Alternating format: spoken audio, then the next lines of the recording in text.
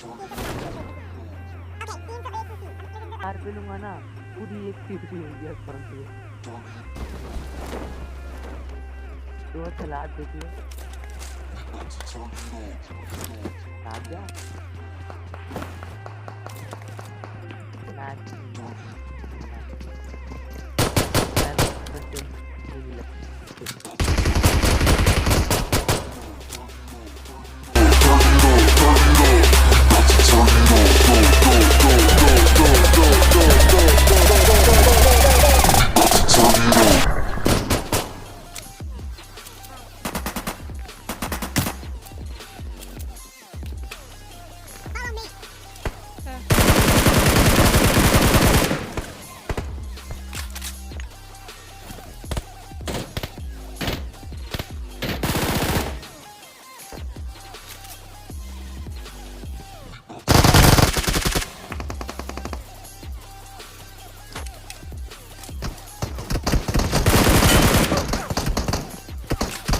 Marked a location.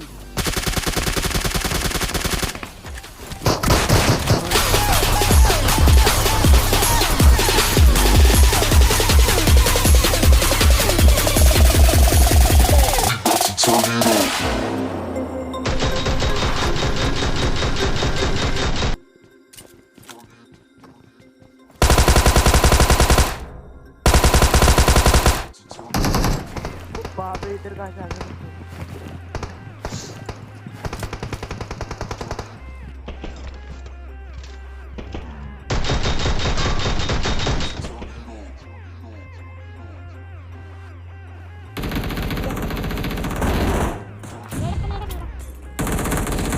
Molly.